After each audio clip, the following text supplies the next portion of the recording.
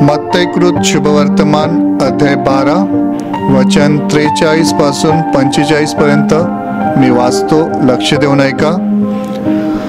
अशुद्ध आत्मा माणसातून निघाला म्हणजे तो विसावा शोधत निर्जळ स्थळी फिरत राहतो, परंतु तो त्याला मिळत नाही. मग तो म्हणतो, ज्या माझ्या घरातून मी निघालो त्यात परत जाईन. आणि तेथे गेल्यावर ते त्याला रिकामी असलेले, झाडलेले व सुशोभित केलेले असे आढळते. नंतर तो जाऊन आपणापेक्षा दृष्ट असे दुसरे 7 आत्मे आपणाबरोबर घेऊन येतो आणि ते आत जाऊन तेथे राहतात. मग त्या माणसाची शेवटली दशा पहिलीपेक्षा वाईट होते. तसेच या दृष्ट पिढीचेही होईल. Hallelujah, hallelujah, hallelujah. माझ्या प्रिय भावांनो आणि बहिणींनो, 2000 वर्षापूर्वी जेव्हा येशू ख्रिस्त या पृथ्वीवर होता, तेव्हा येशूने अनेक मोठमोठे चमत्कार केले. येशूने आजारांना बरं केलं, ज्यांना दृष्टी नव्हती त्यांना दृष्टी दिली, जे मुके होते त्यांना बोलतं केलं, जे लंगडे होते त्यांना चालतं केलं, जे पक्षघाती होते त्याने चालतं केलं, जे कुष्ठरोगी होते त्यांना शुद्ध केले आणि मेलेल्यांना देखील येशूने जिवंत केलं. आणि या वचनाच्या द्वारे येशू काही गोष्टी सांगत आहे.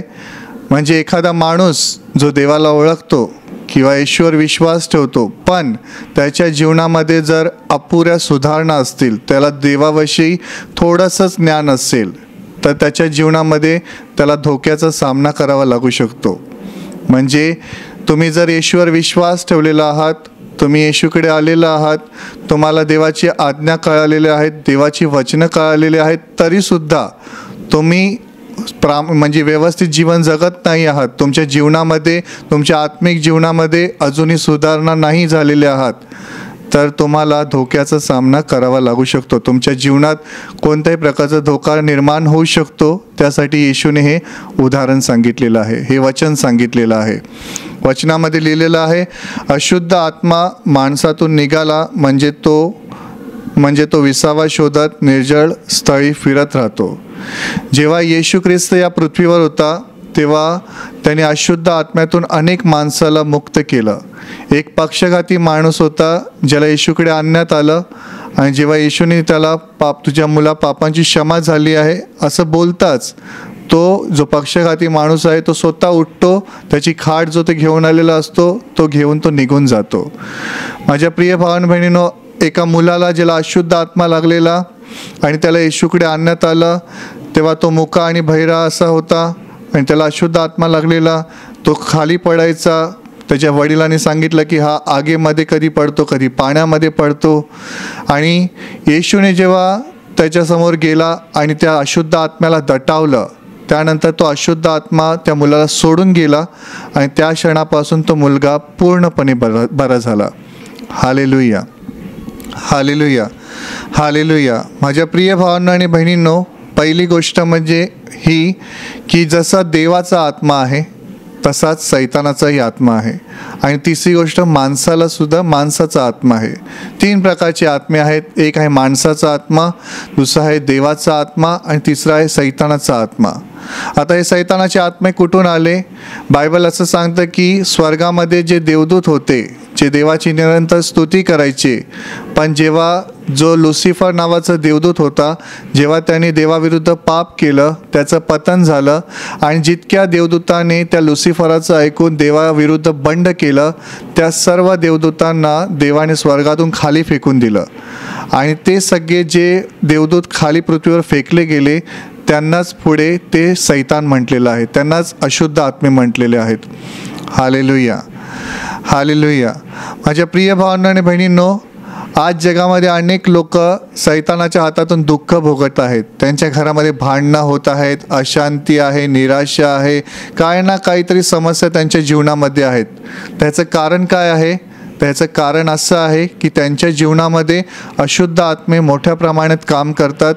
त्यांच्या जीवनामध्ये सैतान काम करतो आणि त्याच्यामुळे त्यांच्या जीवनामध्ये जे काही दुःख आहेत, समस्या आहेत, भांडणं आहेत, सर्व काही करणारा ह्याच्या मागचा सैतान आहे. हालेलुया. हालेलुया.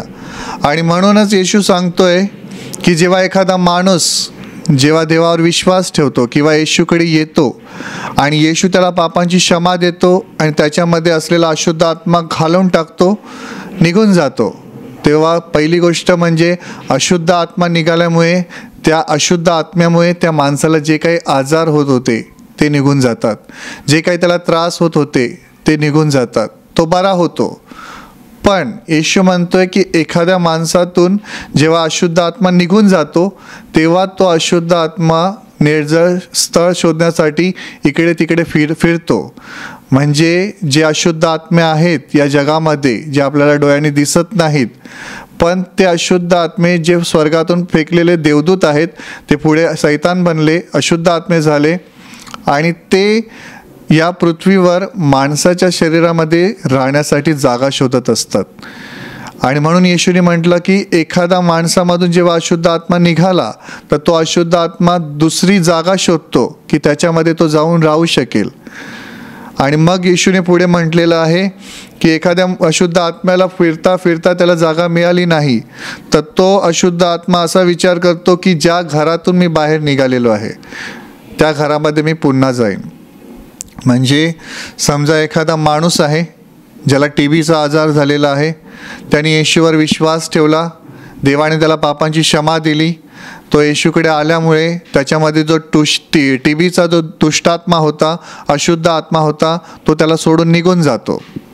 आणि अशुद्ध आत्मा निघून गेल्यामुळे त्याचे आजार बरे होतात, तो चांगला होतो, व्यवस्थित बोलायला लागतो. पण त्यानंतर तो माणूस देवाच्या वचनाप्रमाणे चालला पाहिजे, देवाच्या वचनाप्रमाणे वागला पाहिजे आणि देवाचं भय बाळगून जीवन जगलं पाहिजे. आज अनेक लोक, प्रार्थनेला येणारी लोक सांगतात की ब्रदर आम्हाला एक आजार होता आणि तो आजारातून आम्ही बरं झालो, पण पुन्हा काही काळानंतर पुन्हा तोच आजार झाला. याचं मागचं कारण काय आहे? तर माझ्या प्रिय भावांनो आणि बहिणींनो, जेव्हा तुम्ही येशूवर विश्वास ठेवता, देव तुम्हाला पापांची क्षमा देतो, अशुद्ध आत्म्यातून मुक्ती देतो, सैतानाच्या बंधनातून मुक्ती देतो. त्यानंतर फार महत्त्वाचं आहे की तुम्ही रोज देवाच्या उपस्थितीमध्ये बसलं पाहिजे, रोज देवाची प्रार्थना केली पाहिजे. कारण जेव्हा तुम्ही सैतान तुमच्यामधून निघून गेला त्यानंतर तुमचं हृदय रिकामं झालेलं आहे आणि ते तुमचं हृदय रिकामी राहता कामा नये. आणि त्यासाठी रोज तुम्ही देवाच्या उपस्थितीत बसून रोज देवाकडे पवित्र आत्मा मागितला पाहिजे, पवित्र आत्म्याने भरून जायला पाहिजे. कारण जर तुम्ही तुमचं हृदय रिकामी ठेवलं तर पुढच्या वचनामध्ये लिहिलेलं आहे की तो अशुद्ध आत्मा परत येतो. ज्या घरातून, म्हणजे ज्या माणसाच्या शरीरातून तो निघून गेला, तो अशुद्ध आत्मा परत येतो आणि तो बघतो की त्या घरामध्ये आता सगळं काही साफसूफ केलेलं आहे. म्हणजे त्याच्या हृदयातला राग काढून निघून गेलेला आहे, द्वेष निघून गेलेला आहे, वाईट वासना निघून गेलेल्या आहेत, वाईट विचार निघून गेलेला आहे. कारण तो जेव्हा येशूकडे आल्यानंतर सगळं काही त्याच्यातून निघून गेलेलं आहे. पण ते घर मात्र रिकामी आहे, म्हणजे ते हृदय मात्र रिकामी आहे.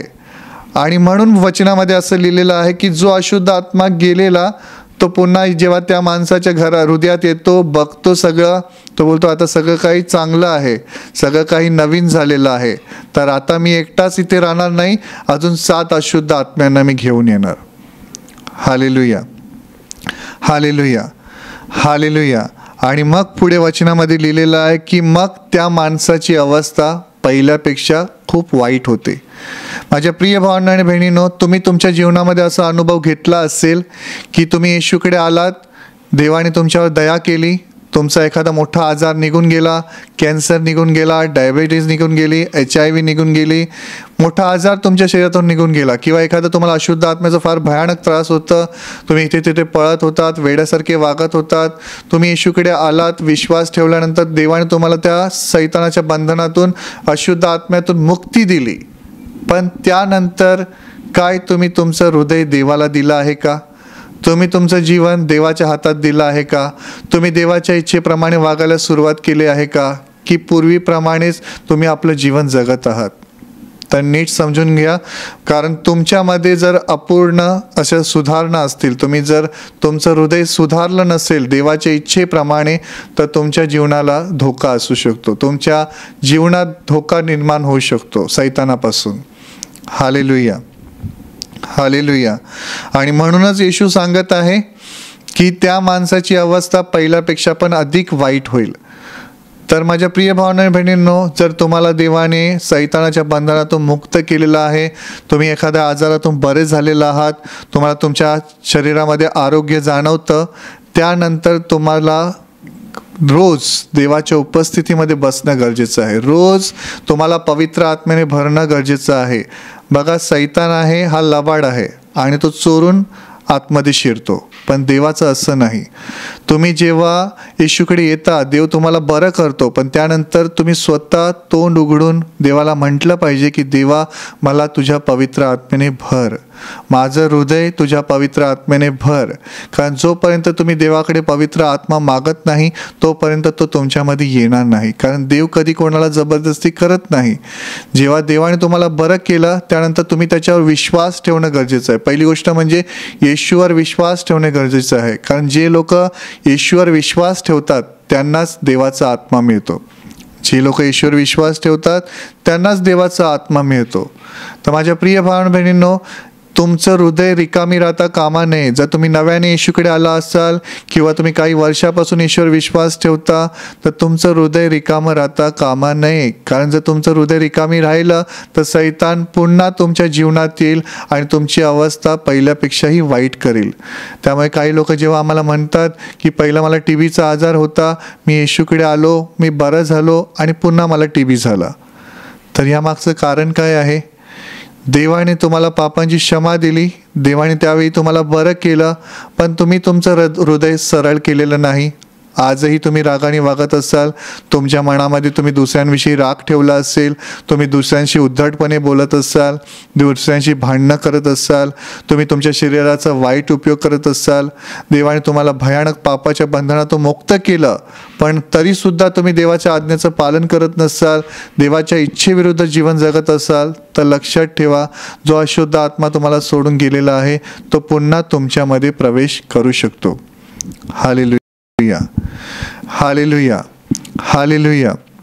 आणि म्हणून माझ्या प्रिय भावना बहिणींनो, तुमच्यावर पुन्हा सैतानाचा अधिकार होऊ नये त्यासाठी येशू सांगत आहे की तुम्ही तुमचं हृदय पवित्र आत्म्याने भरलं पाहिजे. तुम्ही रोज देवाकडे पवित्र आत्मा मागितला पाहिजे. कारण देवाचा आत्मा जर तुमच्यामध्ये असेल तर सैतान पुन्हा तुमच्या शरीरामध्ये शिरू शकणार नाही. जरी सैतान तुम्हाला मोहात पाडण्याचा प्रयत्न करेल, पापात पाडण्याचा प्रयत्न करेल किंवा देवाच्या इच्छेविरुद्ध वागण्याचा प्रयत्न करेल, पण देवाचा आत्मा जर तुमच्यामध्ये असेल तर तो तुमच्यामध्ये शिरू शकणार नाही. Hallelujah, hallelujah. पण एखादा माणूस ज्याने येशूवर विश्वास ठेवला पण तो देवाचा ऐकतच नसेल, काळांतराने त्याच्यामधून पवित्र आत्मा निघून जातो आणि पुन्हा तो माणूस सैतानाचं ऐकू लागतो, ज्यामुळे सैतान पुन्हा त्याच्या हृदयाचा ताबा घेतो आणि पुन्हा मोठे आजार त्याच्या जीवनामध्ये येतात.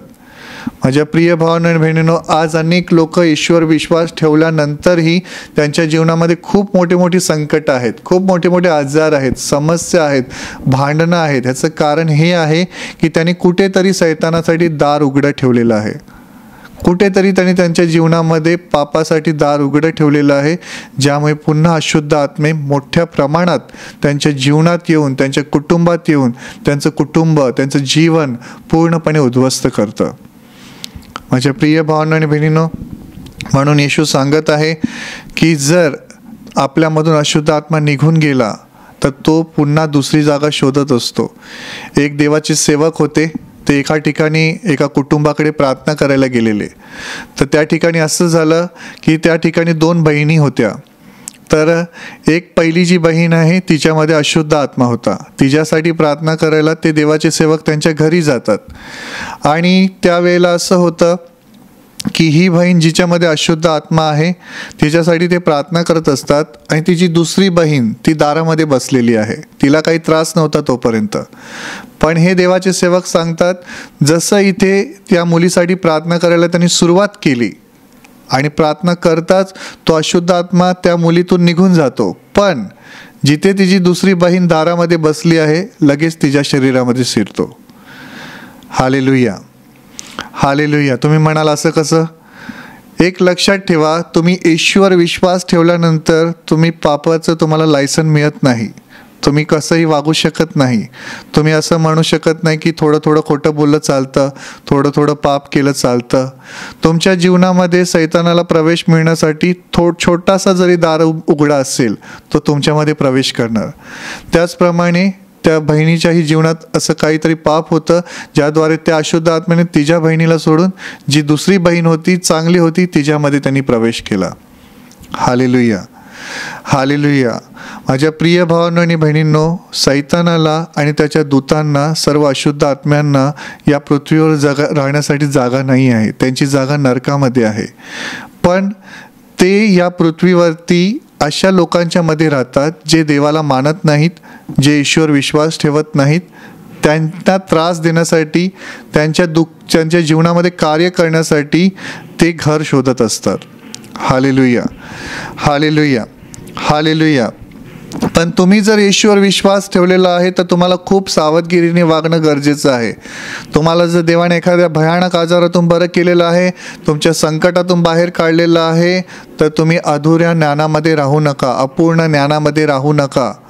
तुम्ही रोज तुमचं हृदय, तुमचं जीवन, तुमचं कुटुंब देवाच्या हातात दिलं पाहिजे. रोज तुमच्या हृदयामध्ये पवित्र आत्म्याने तुम्ही भरलं पाहिजे. बायबलमध्ये स्तोत्रसंहितेमध्ये दावीद म्हणतो की हे परमेश्वरा, तू माझं सगळं घे, पण माझ्यातून तुझा पवित्र आत्मा काढून घेऊ नको. का सांगा?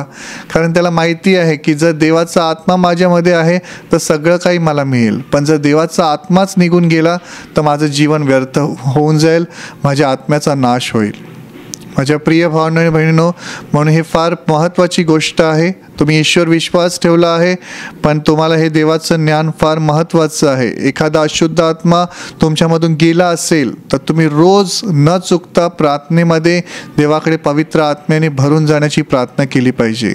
रोज देवाची स्तुती केली पाहिजे. जर तुम्हाला पवित्र आत्म्याने भरायचं आहे, बायबल सांगतं तुम्ही स्तोत्रे गा, गीते गा, आध्यात्मिक प्रबंध प्रवचन ऐका, वाचा. म्हणजे काय होईल? तुम्ही पवित्र आत्म्याने भरून जाल. पण तुम्ही बरे झाल्यानंतर काही देवाला प्रतिसाद देत नसाल, आपल्या मनाप्रमाणे वागत असाल, तर तुम्ही धोक्याच्या स्थितीमध्ये आहेत. लक्षात घ्या, तुम्हाला देवाने डायबिटीजमधून बरं केलं असेल, कॅन्सरमधून बरं केलं असेल, HIV मधून बरं केलं असेल, पण ते आजार पुन्हा येऊ शकतात, कारण तुम्ही तुमचं हृदय रिकामी ठेवलेलं आहे. आणि जे घर खाली असतं, जे हृदय खाली असतं, त्या घरामध्ये पुन्हा तो अशुद्ध आत्मा येतो, पुन्हा बघतो सगळं काही सजवलेलं आहे, सगळं काही व्यवस्थित केलेलं आहे, आणि मग तो आपल्याबरोबर अजून 7 अशुद्ध आत्मे घेऊन येतो आणि त्या माणसाची अवस्था पहिल्यापेक्षा खूप वाईट होते. म्हणून माझ्या प्रिय भावांनो आणि बहिणींनो, जर देवाने तुम्हाला आजारातून बरं केलं आहे, दुःखातून मुक्ती दिलेली आहे, सैतानाच्या हातातून सोडवलं आहे, अशुद्ध आत्म्याच्या बंधनातून मुक्त केलेलं आहे, तर तुमचं काम आहे रोज चेक करा की तुमचं हृदय पवित्र आत्म्याने भरलेलं आहे की नाही. रोज चेक करा तुम्ही देवाच्या इच्छेप्रमाणे वागताय की नाही. रोज चेक करा पवित्र आत्म्याच्या उपस्थितीमध्ये तुम्ही आहात की नाही, की फक्त तोंडाने बोलताय येशूवर माझा विश्वास आहे. कारण अनेक वेळेला मी लोकांना पाहिलेलं आहे की ते असं म्हणतात की जेव्हा आम्ही प्रार्थना करायला बसतो आम्हाला पश्चाताप होतच नाही, आमच्या डोळ्यातून अश्रू येतच नाही. का? कारण जितके तुमचे पाप वाढत जातात तेवढं तुमचं हृदय कठीण होतं आणि तेवढा अशुद्ध आत्मा तुमच्यावर अधिकार मागतो. Hallelujah, hallelujah, hallelujah. म्हणून माझ्या प्रिय भावांनो आणि बहिणींनो, फार महत्त्वाचं आहे की तुम्ही ईश्वर विश्वास ठेवल्यानंतर देवाच्या वचनाप्रमाणे वागा, देवाच्या वचनाप्रमाणे चाला. सैतानासाठी कोणताही दार उघडा ठेवू नका की ज्याद्वारे तो तुमच्यामध्ये पुन्हा प्रवेश करेल. रोज पवित्र आत्मा मागा देवाकडे, रोज देवाचं वचन वाचा. जेवढं तुम्ही देवाचं वचन वाचाल तेवढे तुमचे विचार शुद्ध होतील. जेवढी तुम्ही प्रार्थना कराल त्यात देवाचे तुम्हाला आवाज ऐकू येईल. पण तुमचं हृदय रिकामी राहता कामा नये, कारण जर तुमचं हृदय रिकामी राहील तर पुन्हा तेच अशुद्ध आत्मे तुमच्या जीवनामध्ये कार्य करतील. एखादा माणूस बोलतो की मी येशूकडे आलो, मला दारूचं व्यसन होतं, मी दारूच्या व्यसनातून मुक्त झालो, नंतर काही काळ त्यांनी दारू पियालाच नाही, पण त्यानंतर पुन्हा सैतान, त्याचे दूत त्याला मोहामध्ये पाडण्याचा प्रयत्न करतात, त्याला चुकीच्या गोष्टीमध्ये पाडण्याचा प्रयत्न करतात, आणि तो माणूस सैतानाचा ऐकतो तेव्हा पुन्हा त्या माणसाच्या हृदयामध्ये सैतान प्रवेश करतो. Hallelujah, hallelujah. आणि सुरुवातीला सैतान काय करणार? तो तुमची व्यक्तिगत प्रार्थना बंद करेल, तुमचं बायबल वाचन बंद करेल, तुम्ही देवाची स्तुती करणं हळूहळू बंद कराल, आणि इथूनच सुरुवात होते माणसाच्या पतनाची, इथूनच सुरुवात होते सैतानासाठी दार उघडण्याची. माझ्या प्रिय भावांनो बहिणींनो, ही फार महत्त्वाची गोष्ट आहे.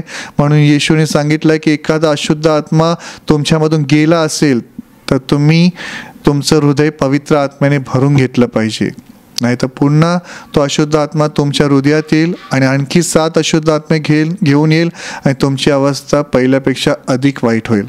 म्हणून माझ्या प्रिय भावांनो बहिणींनो, तुम्ही देवाकडे प्रार्थना करा की माझं शरीर तुझं मंदिर बनव, माझ्या हृदयात तुझं राज्य येऊ, माझ्या जीवनात तुझं राज्य येऊ, माझ्या हृदयाचा माझ्या जीवनाचा तू मालक आहेस, तू स्वामी आहेस, तू धनी आहेस, तुझीच इच्छा माझ्या जीवनामध्ये पूर्ण हो.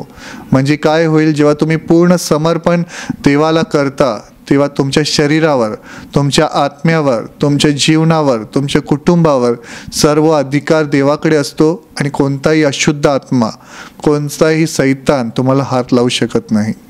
Hallelujah, hallelujah. म्हणून या वचनाप्रमाणे आज तुम्ही तुमचं हृदय सरळ करा. तुमच्यामध्ये जे काही चुकीचे गोष्टी असतील ते काढून टाका. अजूनही तुम्ही ईश्वर पूर्ण विश्वास ठेवला नसेल तर विश्वास ठेवा आणि वाईट मार्ग सोडून देवाच्या वचनाप्रमाणे वागा. म्हणजे जे आजार तुमच्यातून जीवनातून निघून गेलेले आहेत ते पुन्हा तुमच्या शरीरात प्रवेश करणार नाहीत. Hallelujah, hallelujah, hallelujah, hallelujah, hallelujah, hallelujah. माझ्या प्रिय भावांनो आणि बहिणींनो, आता मी तुमच्यासाठी प्रार्थना करणार आहे. म्हणून तुम्ही तुमचे डोळे बंद करा आणि ज्या भागावर तुम्हाला आजार आहे त्या भागावर तुम्ही विश्वासाने हात ठेवा, किंवा त्या भागावर तुम्हाला हात ठेवणं शक्य होत नसेल तर तुम्ही विश्वासाने तुमचा हात छातीवर ठेवा. पूर्ण विश्वासाने तुमचा हात छातीवर ठेवा किंवा त्या आजारी भागावर हात ठेवा. एका क्षणात प्रभू तुम्हाला स्पर्श करेल आणि बरं करेल. Hallelujah, hallelujah, hallelujah, hallelujah, hallelujah, hallelujah, hallelujah, hallelujah, hallelujah, hallelujah, hallelujah, hallelujah. हे प्रेमळ पित्या, जितके भाऊ बहीण आज हे वचन ऐकत आहेत त्या प्रत्येकाशी तू या वचनाद्वारे आज बोल. त्यांच्यामध्ये जे काही वाईट असतील ते पूर्णपणे तू काढून टाक आणि या क्षणाला त्या प्रत्येकाला तू स्पर्श कर.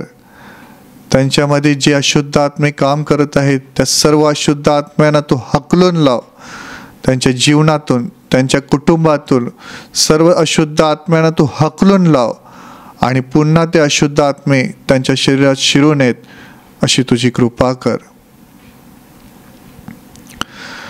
तुमच्या शरीरातील सर्व आजार प्रभू येशूच्या नावाने या क्षणाला नष्ट होत. तुमच्या जीवनातील प्रत्येक दुःख, संकट आणि आजार प्रभू येशूच्या नावाने या क्षणाला नष्ट होत. आणि ज्या कोणाला अशुद्ध आत्म्याने पछाडलेलं आहे, सैतानाच्या बंधनामध्ये अडकलेले आहेत, त्या सर्व अशुद्ध आत्म्यांना प्रभू येशूच्या नावाने मी आज्ञा देतो, या क्षणाला त्यांच्या शरीरातून निघून जा आणि पुन्हा त्यांच्या शरीरामध्ये शिरू नका. आणि या क्षणापासून प्रभूचे महान आशीर्वाद तुमच्या जीवनात येऊत. आमीन.